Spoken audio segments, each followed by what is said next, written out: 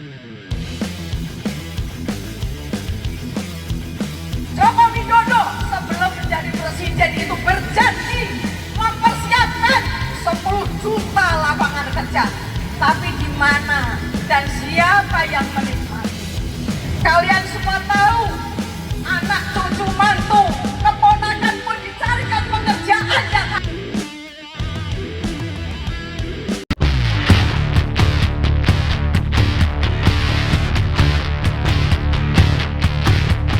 pada siang hari ini kita kembali mendatangi kantor Kementerian Perdagangan. Kenapa? Tadi sudah dijelaskan, ada beberapa hal, bukan hanya sekedar persoalan peraturan Kementerian Perdagangan nomor 8 tahun 2024. Tapi ada hal yang lebih sangat miris. Mendengar pernyataan dari Menteri Perdagangan, saya tidak mau merubah atau merevisi walaupun buruh mau menginap atau mau berdemo berhari-hari. Inilah yang menjadi catatan bagi kami dan catatan bagi saya, karena beliau juga warga negara Indonesia. Yang hari ini kita sampaikan adalah kepentingan rakyat Indonesia, bukan hanya sekedar kepentingan buruh, tapi juga kepentingan mitra bagi buruh adalah pengusaha. Coba bayangkan kalau seorang menteri membuat peraturan memperluas impor. Ini dampaknya supaya semua diingat. Pengusaha tekstil, garmen banyak hengkang. Karena apa? Banyak barang-barang yang diimpor lebih murah dibanding produk anak bangsa. Bayangkan yang hari ini, jangan sekedar bengong, jangan sekedar heran, tapi kalian nantinya juga akan kena dampaknya ini semua. Tapi hari ini bukan hanya tentang tekstil dan garmen.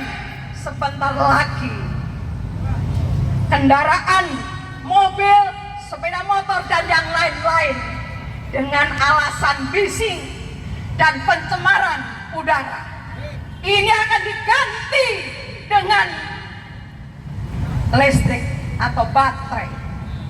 Tapi juga perlu diketahui semua, nantinya setelah diganti itu, karbon atau limbah dari baterai ini akan dibuang di mana? Dan limbahnya atau karbonnya ini justru lebih bahaya dibanding tadi udara dan yang lain-lain. Jangan hanya sekedar untuk menyenangkan investor. Kami juga tidak alergi dengan investor, tapi justru investor ini yang betul ramah dengan rakyat Indonesia. Apakah setelah diganti ini, pernahkah pemerintah atau Menteri Perdagangan ini berpikir tentang rakyatnya yang hari ini sulit mencari lapangan kerja? Memang betul Menteri dan Presiden Joko Widodo sebelum menjadi presiden itu berjanji mempersiapkan 10 juta lapangan kerja. Tapi di mana dan siapa yang menikmati? Kalian semua tahu, anak cucu mantu, keponakan pun dicarikan pekerjaan yang hari ini tidak lagi hanya sekedar diam-diam, tapi itu sudah terbuka bagi rakyat. Rakyat tidak bodoh, buruh juga tidak bodoh hari ini. Inilah yang membuat kami, membuat saya datang di tempat ini. Jangan Anda mengatakan siapapun buruh untuk demo, saya tidak akan bergeming untuk merevisi Peraturan Perdagangan nomor 8 tahun 2024. Rakyat ini sudah banyak persoalan tentang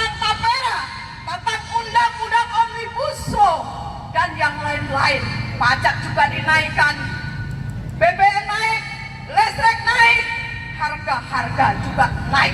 Tapi petani kita melarat sulit karena barangnya semua diambil dari impor dari luar. Tapi tidak pernah berpikir bagaimana rakyatnya bisa menikmati kesejahteraan. Itu tidak ada. Maka jangan juga salahkan rakyat. Memang betul kami ini dari lembaga atau kelompok yang terkecil, tapi kami tetap akan menyuarakan yang benar untuk rakyat Indonesia. Masih banyak lagi persoalan, tapi kenapa para koruptor itu tidak diapa-apain?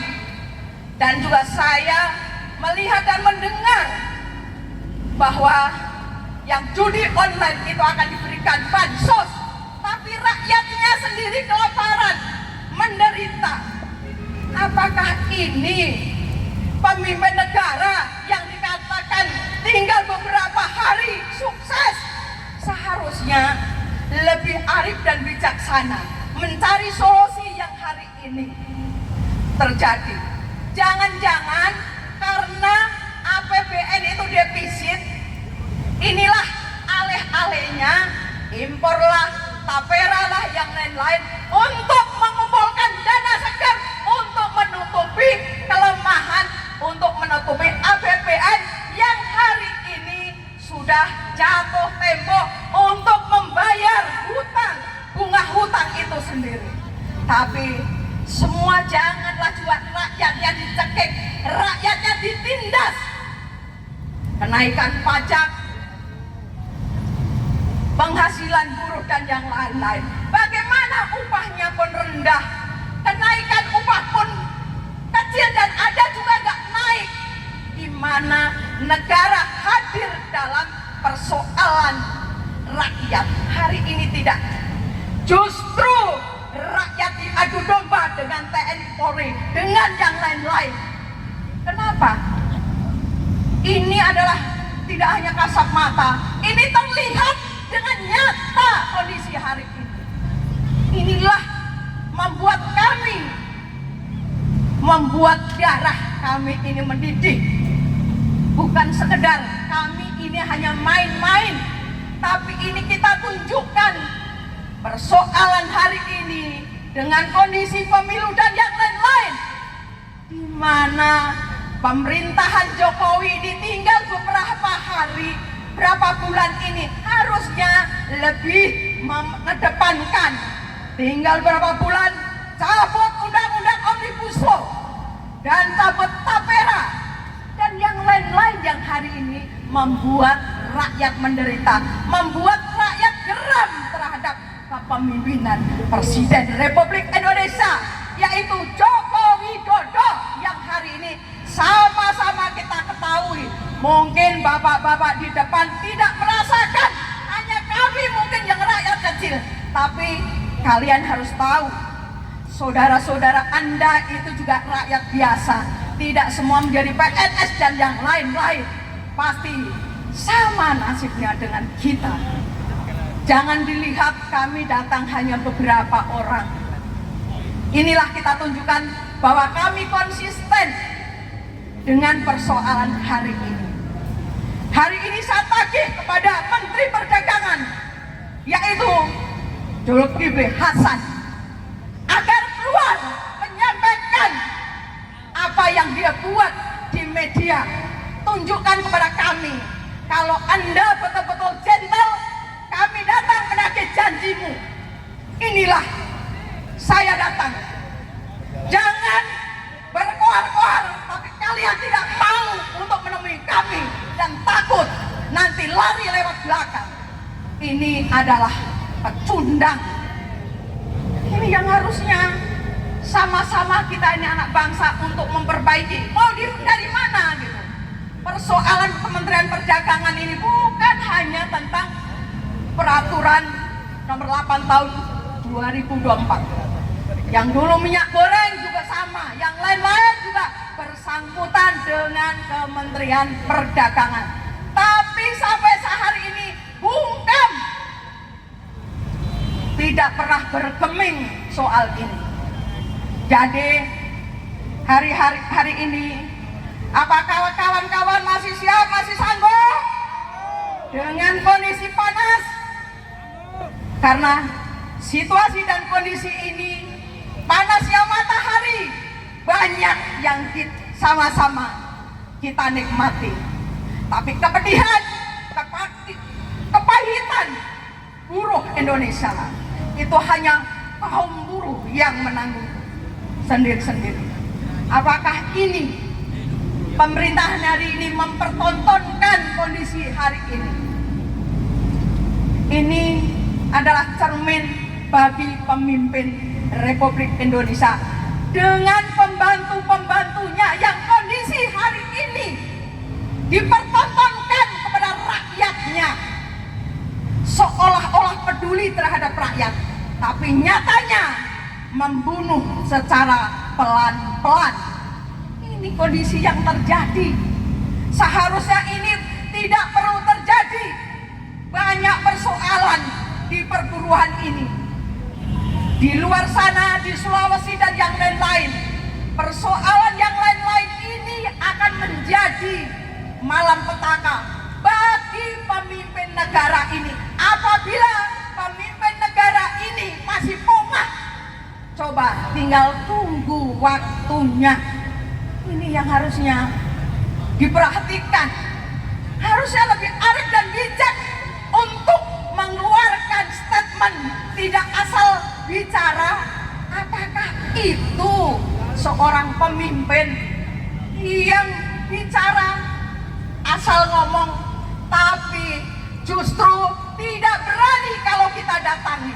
Maka saya dengan rombongan ini menunggu apakah Menteri Perdagangan berani bertemu dengan kami. Kalau apabila itu tidak, itu adalah pecundang, bukan petarung. Inilah situasi hari ini.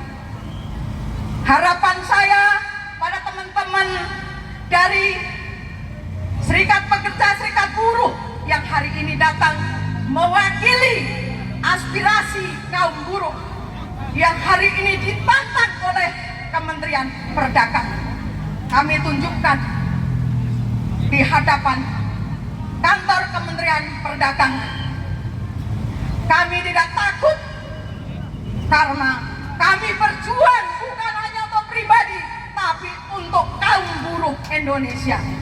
Ini yang hari ini perlu sama-sama. Saya tidak akan menyoroti yang lain karena persoalan-persoalan banyak sekali.